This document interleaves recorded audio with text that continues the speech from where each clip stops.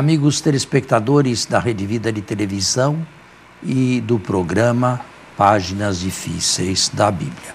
Como sempre, com a graça de Deus e a sua permissão, nós estamos aqui cumprindo uma missão, cumprindo um ministério, transmitir a palavra de Deus e, sobretudo, deixar a superfície para ir a fundo no que ela quer transmitir e para que há necessidade de um certo curso ou de uma certa preparação.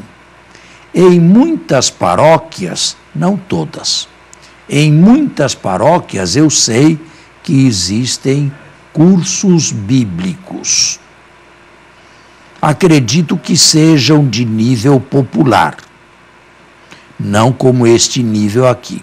Agora, como a igreja está cheia de cursos bíblicos a nível popular, a nível do povo, dando o ABC, e é por aí que se tem que começar, nós aqui aprofundamos um pouco mais, sem dizer que a nossa fé tenha mudado.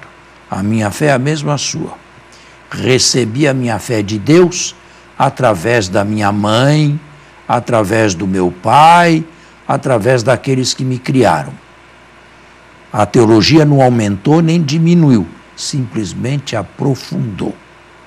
E é isto que eu desejo a todos os telespectadores. Padre Anselmo.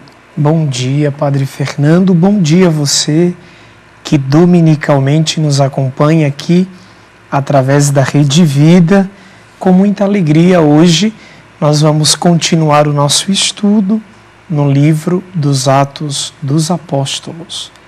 Semana passada, no último programa, nós falávamos do como a igreja cresceu através de uma perseguição para com a ala helenista.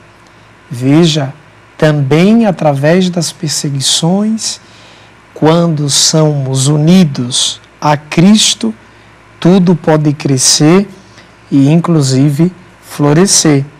E aí hoje, Padre, nós aqui, adentrando no capítulo 8, mais precisamente no versículo 9, fala-se de um famoso Simão. Quem foi esse Simão? Tinha ele dons, dotes? Hoje, muito provavelmente, não sei, segundo turno no Brasil, tem ele alguma aparência ou algum adjetivo com a nossa classe política, se pensada negativamente? Não. De que gostava Simão? Simão aqui é chamado Simão Mago. Provavelmente um judeu, ou filho judeu, dado ao sincretismo e, sobretudo, aos encantamentos. É interessante, para os padres da igreja posteriores, Simão Mago foi considerado o pai de todas as heresias, a começar pelo gnosticismo. Não tiveram, leia Irineu de Lyon, não tiveram nenhuma outra coisa a dizer de Simão, a não ser que era quase que a presença de Satanás dentro da igreja. E, a meu ver, exageraram enormemente os males que Simão Mago pode ter feito. Agora, o que Lucas quer dizer? Lucas estava bem anterior aos padres da igreja, não é? Lucas, no momento em que os helenistas saem de Jerusalém e abraçam o helenismo, quer dizer que existe uma diferença enorme entre a fé autêntica e falsos milagres, e sincretismo religioso, e superstição. Fé sim, sincretismo não. Fé sim, superstição não. Era hora de falar nisto para que os leitores de todos os tempos fossem advertidos. Uma coisa é a fé, outra coisa é a superstição ou encantamento. E nós temos isso até hoje. Sem dúvidas, porque ao passo que a igreja cresce, que o raio de uma ação missionária vai mais longe, mais desafios ele encontra no caminho. Povos diferentes, culturas diversas. Você tem notado certos comentários críticos à renovação carismática ultimamente? Sim. Eu só tenho a elogiar a boa, a obediente, aquela que a igreja admite. Mas existem grupos que partiram para o pentecostalismo protestante. Lamentável. Não é? Aí já... E um dos princípios é quando o grupo ele começa a ter quase que ojeriza de formação. De formação. Eles formação vivem de certezas. Exatamente. E todas no nível espiritual. Partiu para o lado do estudo, da formação, da doutrina, já sentem-se atarefados o bastante. É um indício de que a finalidade não é tão boa, porque o meio não está sendo tão bom, né? Lamentável. Mas este sujeito aqui, de acordo com o texto, ao dar-se para os encantamentos, ele também queria chamar a atenção através das mágicas, né? Sua arte de fazer magia. E ele já era conhecido na comunidade como o grande. Este homem é o poder de Deus. Poder de Deus. E o curioso é que nisso aqui, padre, entrou a questão do dinheiro, não é? Que ele quis oferecer dinheiro aos apóstolos para receber deles o dom das curas verdadeiras através da imposição das mãos.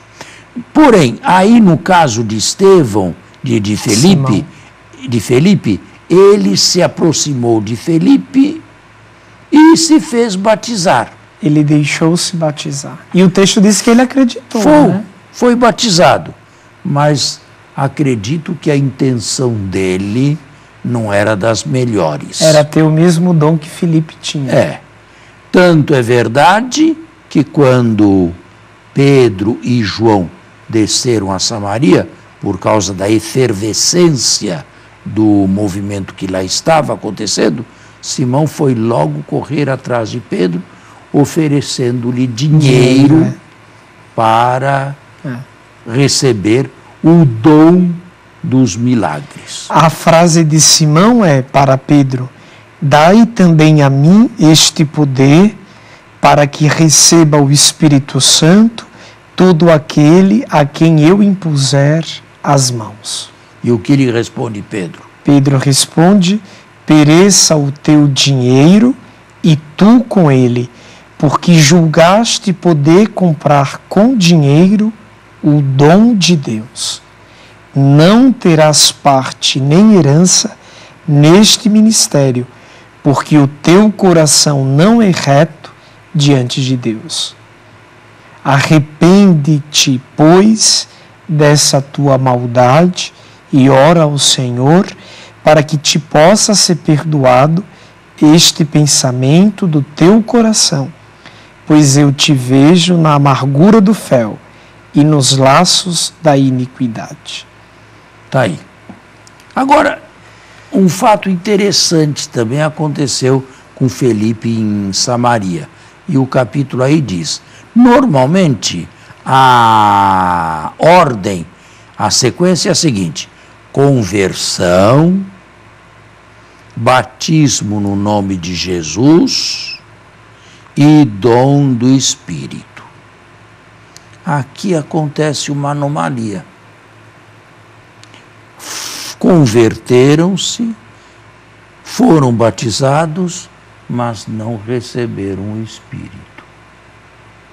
Foi necessário que Pedro e João viessem de Jerusalém, descessem de Jerusalém, observassem o movimento e então impusessem as mãos. E aí sim receber o Espírito Santo. Mas isso não se deu... Está escrito ou não? Tá, mas no versículo, em versículos antes, né? Nos versículos 12, que aliás, 14, 15 e 16. Leia.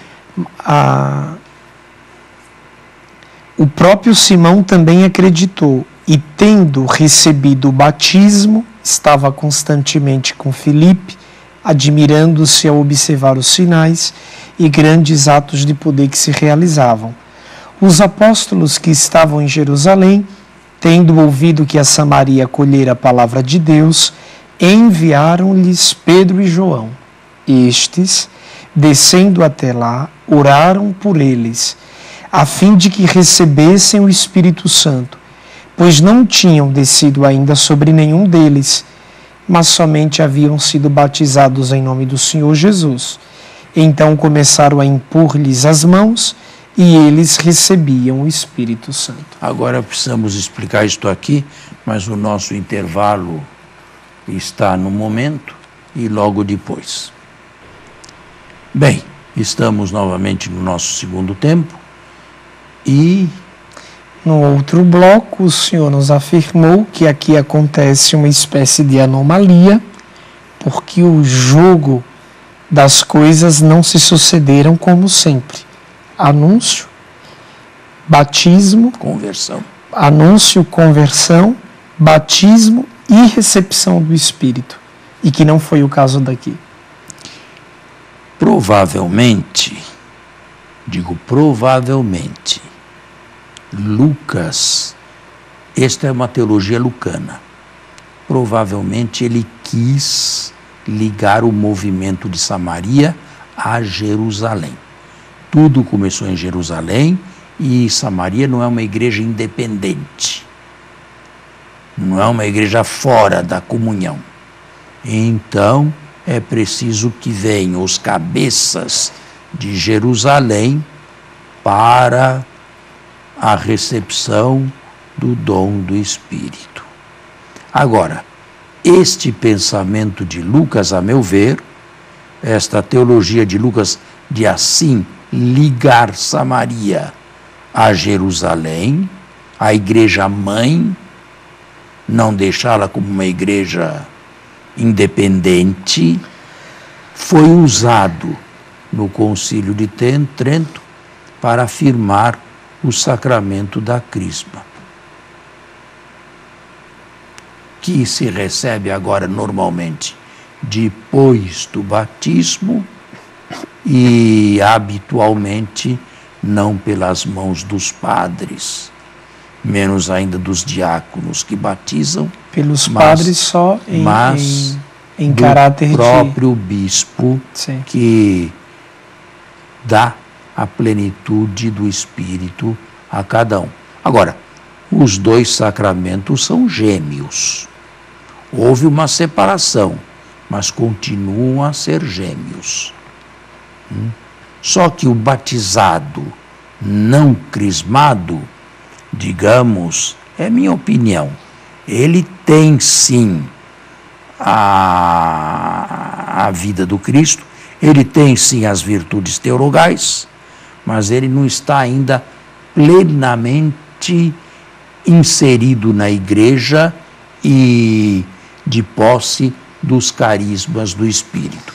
Digamos que o batismo foi um ato mais particular seu, e a crisma, ou a imposição das mãos para o dom do Espírito, vem levar este batismo às últimas consequências. Porque pelo crisma, né? Inclusive está bem próprio no núcleo teologal do sacramento do crisma, o crismando torna-se discípulo, né? Pelo batismo ele se torna filho. É apenas uma denominação quase que técnica, né? Isso aí não... Para diferenciar. Mas, o padre, uma vez Lucas trazendo da igreja de Jerusalém, Pedro, né, como cabeça, ele não descredibiliza a figura de Filipe, que havia recebido o dom do Espírito? Não, simplesmente escreveu bem depois. Já tinham todos morrido quando ele escreveu. Foi a sua teologia. Todos nós estamos ligados à Igreja Mãe de Jerusalém. Agora, as coisas se modificaram. Jerusalém continua ainda sendo a Igreja Mãe com o patriarca, mas a nossa relação agora é com Roma. Não é? Nós temos lá aquele que é o representante de Cristo na terra e que deve confirmar na fé aqueles que lhe foram confiados, o Papa. E que todos os bispos são ligados a ele por causa lá da teologia do colégio episcopal, né? Nós dizemos que a igreja é una. O que quer dizer isto? Quer dizer que as igrejas particulares estão todas de olhos fixos na Igreja Mãe de Roma, onde se encontra o sucessor de Pedro. Interessante, não o sucessor de Jesus, o sucessor de Pedro, que, diz uma tradição digna de respeito, teria morrido na colina do Vaticano e lá enterrado em Roma. E que, enquanto sucessor de Pedro, o Papa é, em primeiro lugar, bispo de Roma, né? Ele é bispo de Roma e sucessor de Pedro. Interessante, os outros bispos do mundo inteiro são sucessores dos apóstolos, mas não dos 12. Eu sou de Bartolomeu, eu sou de Tomé. Isso não existe na igreja. Dos apóstolos, que era uma instituição pós-pascal. A partir da Páscoa, nasceram os apóstolos. Antes nós só temos os 12, que não eram apóstolos, eram 12, era outra coisa. Mas a tradição sempre relacionou e identificou os apóstolos com os 12. Apenas Lucas faz isto. Mas caiu bem na tradição. Lucas caiu na tradição, mas é de se separar. Paulo, por exemplo, afirma ser apóstolo, mas nunca afirmou ser dos 12. Nunca. Barnabé era um apóstolo, nunca disse que era dos 12. Apolo era um apóstolo, nunca afirmou ser do grupo dos 12. O apostolado foi uma instituição pós-pascal. E eram apóstolos, considerados apóstolos, aqueles que teriam visto Jesus ressuscitado e desejavam fundar igrejas particulares, missionários itinerantes. Quando estes missionários itinerantes apostólicos desapareceram, no seu lugar surgiram as figuras dos presbíteros bispos. Estes são os primeiros sucessores dos apóstolos e os nossos bispos sucessores deles. Certo? Sucessor dos apóstolos, mas não sucessor dos 12. Com exceção do Papa, que é sucessor de Pedro. Diretamente de Pedro. Mas o arcebispo de São Paulo não pode dizer, por exemplo, eu sou o sucessor de Tomé. Não tem sentido isso. Dos apóstolos em geral. Porque aí abraça toda a conjuntura. Só que tem uma coisa. Nós não sabemos nem quantos eram, nem quando terminou o apostolado, em sentido estrito do termo. Porque a igreja diz que, depois de um período fundacional, se criou a dogmática. Então, mas não é com a morte do último apóstolo? Só que nós não sabemos nem quem foi o último apóstolo, nem quando morreu. Tá. Mas houve um período em que a revelação ainda se dava. E isto se costuma dizer com a vida dos apóstolos. E com a morte dos apóstolos, este período se encerrou. A revelação plena de Deus em Cristo está encerrada. E está encerrada para sempre. A próxima revelação será a parousia. Eu com ele e ele comigo, cara a cara. Com todos, né? Mas... Com todos, o final da história. A igreja acredita também no particular primeiro. Tá na bem? hora da morte. Tá certo? Padre, voltando aqui ao nosso texto, não sei se ainda temos algum minutinho, olhando para Simão, hoje, na teoria, na prática pastoral, a gente fala cuidado, sobretudo com os padres, os diáconos, os bispos, cuidado com a prática da simonia. O senhor poderia nos falar sobre isso? Em poucas palavras, porque o nosso programa está terminando. Simonia é comercializar, é mercadejar com a morte e a ressurreição de Cristo. Vender sacramentos. Vender sacramentos, vender bênçãos. Isso seria se locupletar, se enriquecer com aquilo que Deus nos deu gratuitamente. Isto é simonia. E o direito canônico tem cânones reservados a clérigos simoníacos, que podem até ser eliminados do ministério, dependendo da gravidade do fato que tenham feito. Uma coisa é uma espórtula para a sobrevivência da igreja e a sobrevivência do padre. Quem serve o altar, vive do altar. Mas outra coisa é eu querer ser rico, eu me enriquecer através da venda de sacramentos. Ou sacramentais também, é? Venda de água benta, venda de óleo bento, venda de vela benta, essas coisas todas aí que antigamente não existiam. Agora começaram a existir. É o pentecostalismo. Certo? Bem, nós estamos finalizando o nosso programa e agradecemos de coração aqueles que o assistiram e o apreciaram. Muito obrigado. A você e a sua família, um abençoado domingo e uma boa semana na paz do Senhor.